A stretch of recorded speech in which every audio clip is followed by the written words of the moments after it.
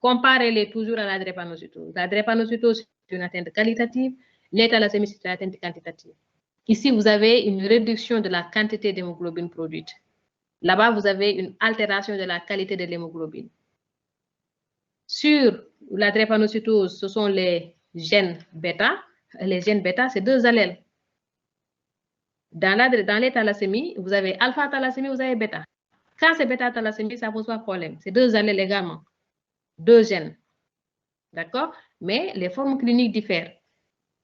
Quand vous avez la forme majeure, ça veut dire qu'il n'y a pas du tout de production d'hémoglobine A, c'est la maladie de Coulé. Si vous avez la forme atténuée, il y a une certaine production, c'est une forme mineure. Mais dans les alpha, c'est 4 formes cliniques. Si vous comprenez cette distinction, cette différence entre les gènes et les chaînes, là, vous comprendrez facilement la suite. Et ils sont portés sur des chromosomes différents. Les bêta sont sur le chromosome 11, les alpha sont sur le chromosome 16. Les alpha peuvent s'exprimer dès la naissance, parce que la chaîne alpha, elle est présente toute la vie. Les bêta, non. Les bêta, il faut que la chaîne gamma disparaisse, que l'hémoglobine fœtale disparaisse, pour que l'expression puisse se faire. Maintenant, avec les thalassémies majeures, c'est tellement sévère que l'expression peut se faire plus tôt, vers 3 mois, 6 mois, etc. Alors que dans la drépanocytose, il y a une variabilité d'expression qui fait que parfois, il y a des enfants qui sont découverts un peu plus tard. Mais dans les thalassémies, c'est souvent au premier semestre que la maladie est découverte. Sinon, la vie n'est pas possible. D'accord. Alors, ça, c'est un exemple. Vous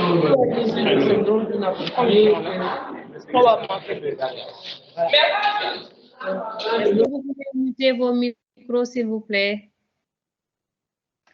D'accord. Allez-y dans la définition. Juste quelques petites erreurs, après on passe rapidement. Diapo de définition, allez-y. Alors, vous dites les syndromes thalassémie, c'est un groupe hétérogène d'anémie hémolytique, microcytaire chronique héréditaire, caractérisé par un défaut de la synthèse. Voilà, ici, il faut ajouter défaut quantitatif. C'est important, défaut quantitatif ou bien déficit quantitatif.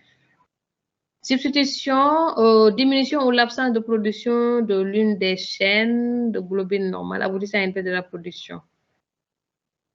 Ouais, allez-y, diapo suivante. Il y avait une autre erreur que j'avais revue. Les 2 principaux types, bon, c'est bon, si vous dites 2 principaux types, cela se comprend. Mais il n'y a pas que ces 2-là. Donc, vous n'avez pas vu principaux. Je pensais que vous avez dit les 2 types. Donc, il y a les alpha-thalassémies, les bêta-thalassémies et les autres. Les autres, c'est les bêta, les delta, les gamma, les E, etc. Donc, vraiment, il y a autant de thalassémies que de chaînes. Ça, vraiment, il faut le retenir. Plus maintenant, les formes associées. Diapo suivante. Voilà, 2 formes de déficit. Forme homozygote, forme hétérozygote. Ça, c'est fonction du type. Si vous avez la forme bêta, oui, vous avez 2 formes parce qu'il y a 2 gènes. Mais si vous avez la forme alpha, ce n'est pas vrai. Donc, sur le titre, vous dites dans les bêta-thalassémies, il existe 2 formes de déficit. Et ne dites même pas déficit. 2 formes génotypiques hypothèses. Parce que le déficit, il est toujours quantitatif dans les thalassémies, que ce soit alpha ou bêta. D'accord? Et accordez les choses. Quand on parle de 2 formes de déficit, mettez S au moins à déficit. Allez-y, diapo suivante. Là où vous parlez de physiopathologie, rapidement, allez-y.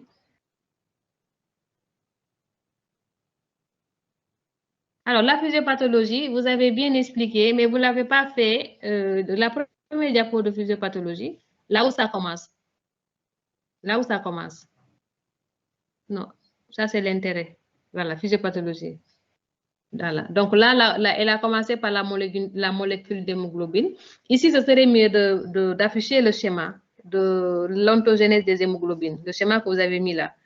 Le schéma avec les chaînes et la baisse, voilà. Ici. Ce schéma peut vous aider à comprendre beaucoup de choses. Vous voyez la chaîne alpha, elle est présente toute la vie.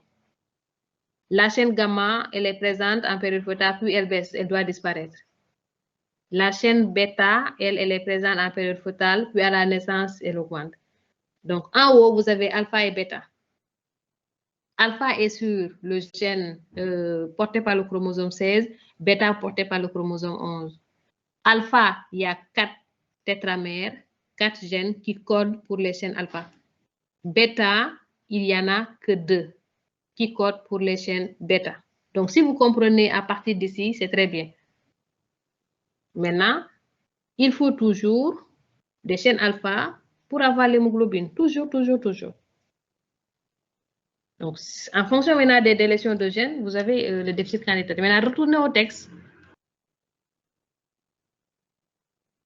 Voilà. Alors, elle a expliqué. Ce qu'elle a mis dans le texte, c'est correct, mais c'est la façon dont elle l'a expliqué. Donc, ce qu'il faut retenir, c'est la composition de l'hémoglobine. Ça, c'est un. Deuxièmement, les pourcentages et les proportions. Les proportions doivent être fixes. Et à chaque fois qu'il y a une chaîne qui manque, il y a la compensation par d'autres chaînes. Et quand vous avez une chaîne excédentaire, l'organisme a toujours horreur de ce qui est anormal. Hein? L'excès va précipiter. Et quand l'excès précipite, tout ce qui précipite, c'est nuisible. Parce que l'hémoglobine est destinée à un rôle. Donc, elle va fixer l'oxygène, elle va entrer dans les métabolismes, etc. Donc, si cela précipite, c'est comme une poison. Donc, cela va constituer un élément nocif qui va entraîner une hyperhémolyse, qui va se déposer, qui va créer des dégâts dans certains organes, etc., etc.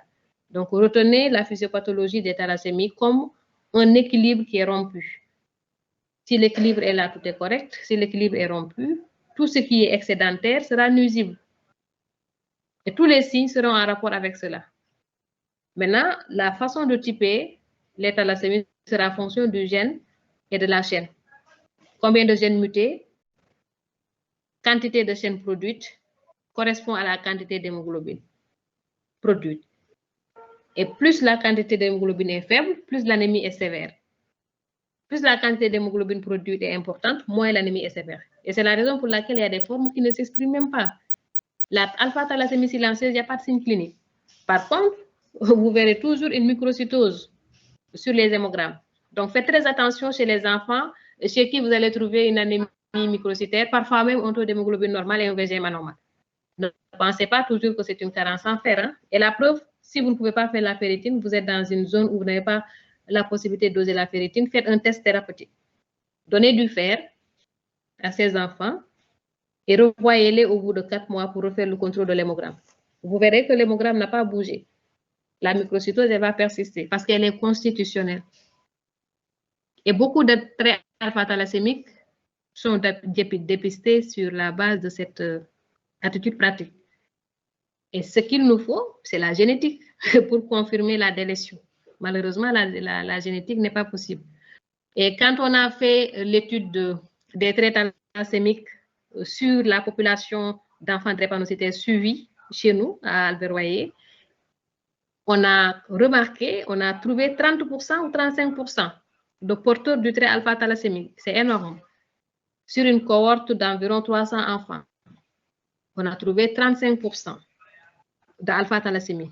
Voyez un peu, alors que ces enfants ne sont pas symptomatiques, en dehors de la drépanocytose, ils n'ont rien. Mais étant donné que le trait alpha-thalassémique est un facteur protecteur, il vous l'a dit, parce que la microcytose et l'hypochromie constituent des cipables de sécurité pour des enfants drépanocytaires. Ce qui fait que peut-être certains enfants qui ont un trait alpha-thalassémique ont une forme relativement tolérée de drépanocytose, même s'ils ont un risque quand même de faire certaines complications. Mais bon, c'est très relatif.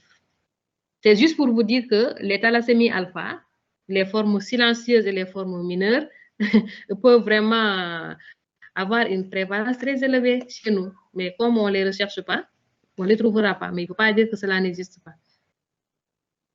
Est-ce que vous avez un peu compris ce que je viens de dire sur la physiopathologie? Docteur Mamine, qui avait posé la question sur la physiopathologie, docteur Mamine. Vous commencez à comprendre. Alors moi, je vais vous dire très honnêtement, très sérieusement, ce n'est pas facile de comprendre la physiopathologie des thalassémies. On vous les explique, vous les comprenez tout de suite là. On vous explique, vous comprenez. Mais arrivé à la maison, vous allez ouvrir, vous allez tout oublier. Donc moi, ce que je vous conseille à l'ensemble du groupe, c'est arriver à la maison aujourd'hui, vous cherchez quelque chose sur les thalassémies, vous lisez. Ne lisez pas les signes, lisez la physiopathologie et essayez de comprendre. Quand vous comprenez, c'est facile. Mais quand ce que je vous ai expliqué, cela ne va pas suffire pour vous permettre de comprendre. allez lire davantage et essayez